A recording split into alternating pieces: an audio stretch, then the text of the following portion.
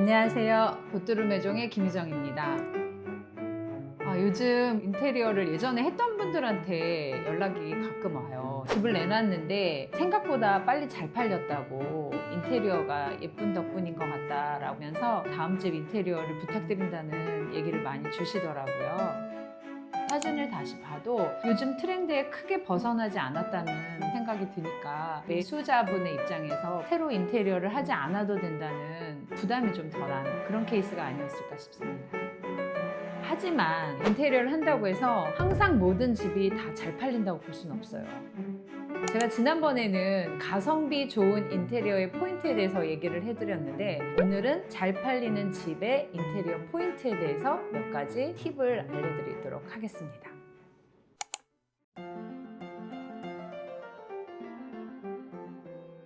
작년에 했던 공사 중에 하나는 집이 4억이에요. 인테리어를 1억 8천 들여서 하셨어. 근데 다들 그렇게 생각했어. 무슨 4억짜리 집에다가 무슨 인테리어를 1억 8천이나 해. 근데 그 집이 7억에도 안 팔아. 물론 인테리어를 했다고 해서 그 비용을 100% 돌려받는다는 거는 쉽지 않아요.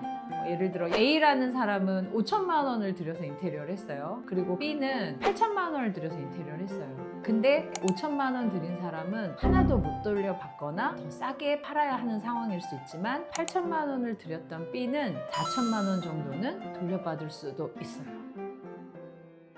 가격 곡선이라는 게 있어요. 처음에는 60도 각도로 진행이 되다가 어느 시점이 되면 완만하게 올라가요.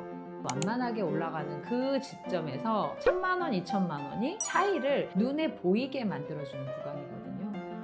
그러니까 7천만 원 쓴 집하고 8,500 쓴 집이 나중에 매도할 때 같은 가격에 매도가 되느냐? 그렇지가 않아요. 34평의 아파트다, 20년 된 아파트, 거길 그냥 깨끗하게만 한다고 하면 어느 업체가 와서 해도 도배, 마루, 타일, 싱크대 이런 것들은 들어가요. 그거에 들어가는 비용이 기본적으로 한 200만 원 선이라고 보시면 돼요.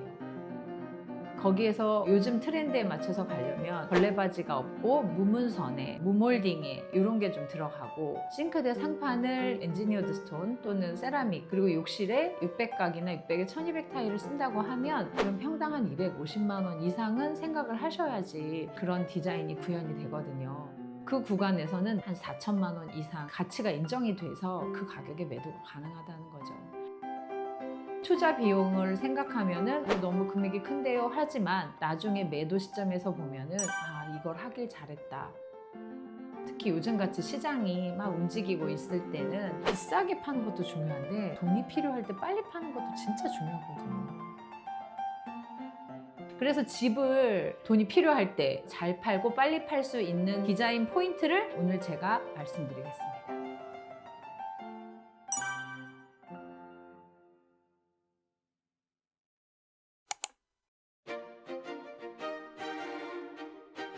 빨리 팔리는 인테리어의 포인트는 지저분한 게 없어 보여야 돼요.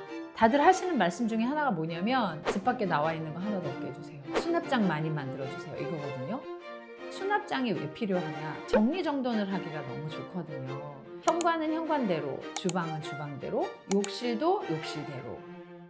근데 요즘 인테리어에서 수납장을 많이 만들지 않는 부분 중에 하나가 사실은 주방이라서 제가 조금 걱정이 되긴 해요. 대면형 주방 여러분 다 좋아하시잖아요. 근데 대면형 주방을 하면 일단 상부장이 없잖아요. 상부장이 없으면 거기에 들어가는 수납이 빠진단 말이에요. 그러면 후면에 키 큰 장이 어딘가에 있어야 되는데 거기에 냉장고를 다 넣다 보니까 그만한 물건을 수납할 수 있는 보조 주방이라도 만들어 주셔야 합니다.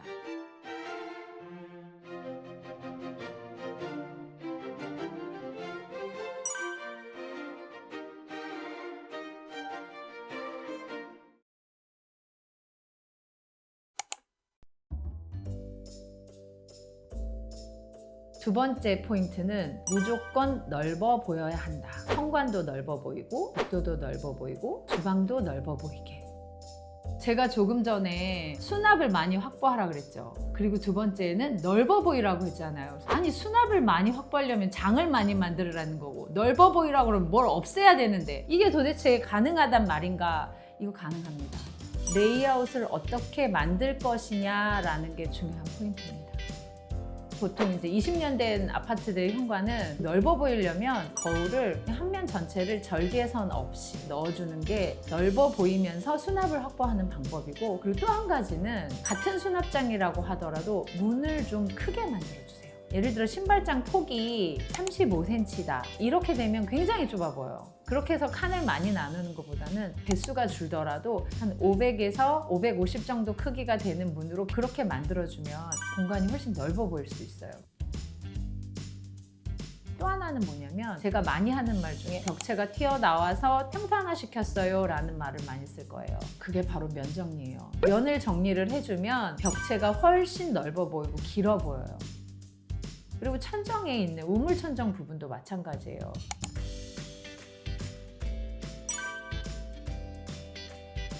낮아 보일까봐 걱정하시는 분들이 계세요. 그나마 우물천정이 있어서 뭐 2,400 정도 되는데 이걸 막으면 좀 낮아 보이지 않을까요? 그렇지 않아요. 같은 평수를 좀 더 넓어 보이게 하는 효과가 있어요. 그래서 그럴 때는 마그네틱 조명이라던가 라인 조명 같은 거 있거든요. 그런 거 넣어주셔도 어떤 방향성을 제시해 주기 때문에 디자인적으로 훨씬 더 길어 보이는 그런 효과를 줄 수 있다.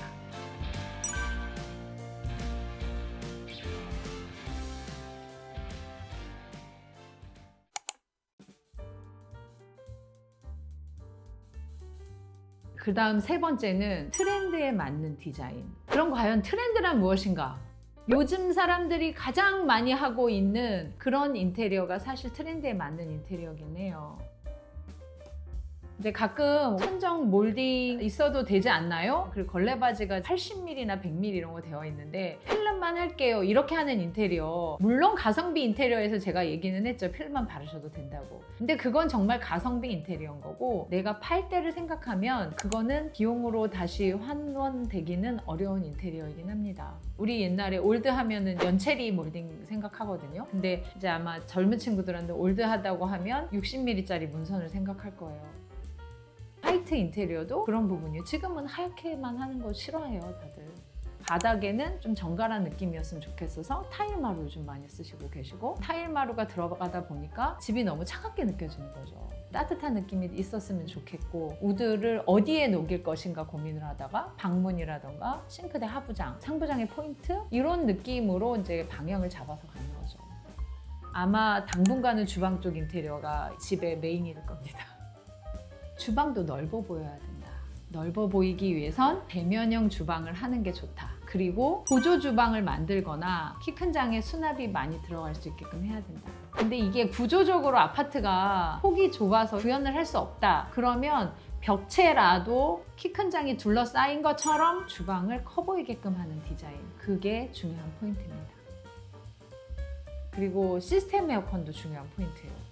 3, 4인 가족이 살고 있는 집에 시스템 에어컨을 해놓지 않았다. 매도할 때 마이너스가 돼요. 특히 우리 집엔 스프링클러가 없어서 단내림을 해서 해야 되는데 인테리어를 할 때 그걸 빠뜨리고 안 했다. 마이너스가 많이 돼요.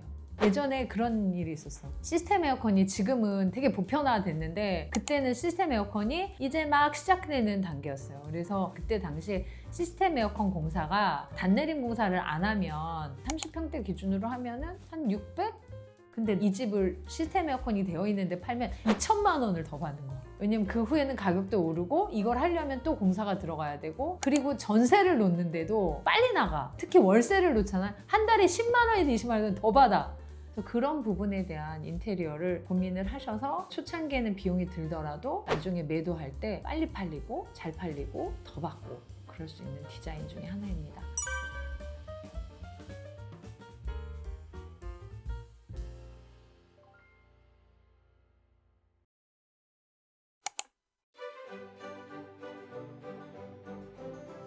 또 한 가지 말씀드리고 싶은 부분은, 만약에 난 예산이 없다. 예산이 없는데 집이 너무 상태가 안 좋다. 이거 인테리어 어떻게 할까요? 근데 그런 부분들이 대부분 젊으신 신혼부부들이세요. 깨끗한 게 좋고 새 거가 좋고 요즘 트렌드도 잘하는데 아무래도 젊으니까 자본금이 좀 없잖아요. 예산이 4,500만 원인데요. 근데 무몰딩도 하고 싶고요. 무문선으로 하고요. 대면형으로 하고요. 실은 600칸 타일 붙여서요. 한 250만 원 정도의 인테리어 트렌드에 맞는 걸 요구를 하세요. 그 돈으로는 어렵습니다. 이렇게 얘기를 드리면은 다른 데서는 된다고 하는데 된다고 얘기를 한다고 해서 믿고 가시면 안 돼요. 그런 분들 새벽에 전화 와요, 저한테. 너무 죄송한데요. 인테리어 업체에서 안 해준다는데 이거 어떻게 하면 좋아요? 이렇게 얘기를 하세요. 왜냐면 그렇게 해줄 수 있는 데는 뭔가가 없는 거거든요. 싸고 좋은 건 없다는 거 우리 너무 잘 알잖아요. 이럴 때는 기본에 충실한 것만 하세요. 그래요. 집을 팔 때 더 받고 팔면 좋은데 더 받고 팔지 못하면 빨리라도 팔자. 가격은 이제 다른 집이랑 동일하게 내놓는데 우리 집이 그 집보다는 좋아 보인다는 거거든요. 4,500 인테리어를 예산을 갖고 있는다는 자체가 사실 작은 비용은 아니에요. 거기서 한 2천만 원 가지고 도배만 하세요. 깨끗하게만 해놓고 어디에 돈을 2천만 원 정도를 쓰시냐면 스타일링을 하세요. 우리 집에 식탁을 프리치한센 오리지널 갖다 놓고 의자 같은 것도 좀 좋은 거 갖다 놓고 조명 같은 것도 누가 봐도 하는 것들 갖다 놓으세요. 그런 것들은 걔 자체의 아우라가 있어요. 그렇게 해놓으시면 분위기 자체가 달라져요. 나중에 매도할 시점에도 득이 되는 전략이 될 겁니다.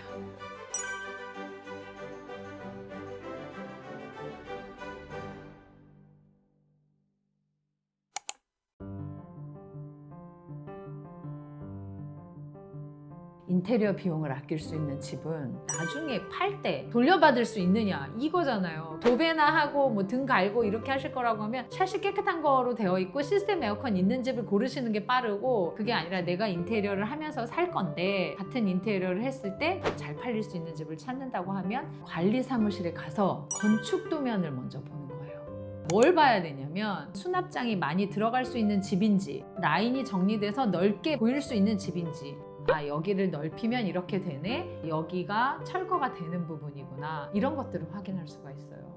만약에 A라는 집이랑 B라는 집을 똑같이 샀어. 그런데 A라는 집은 구조상으로 해결이 안 돼. 근데 B라는 집은 구조상으로 해결이 돼. 그럼 B에다가 1, 2천 더 들여도 나중에 팔 때 이 옆에 있는 집보다 1억은 더 받을 수도 있다는 거죠. 그래서 저희 클라이언트 분들 중에서는 저한테 그렇게도 요청을 하세요. 내가 지금 이사를 가려고 하는데 나중에 팔고 나오기 좋을 만한 타입이 어떤 건지 평면을 분석해 주세요. 그렇게까지 얘기를 구체적으로 해주시면 저희하고 미리 이야기를 해서 그걸 나중에 팔 때는 어떻게 해야 되니까 전략을 이렇게 세워서 디자인 컨셉을 이런 쪽으로 그럼 방향을 좀 잡읍시다. 그러면 결과물도 잘 나오고 매도도 잘 되는 두 마리 토끼를 다 잡을 수 있는 그런 디자인이 완성이 되는 거죠.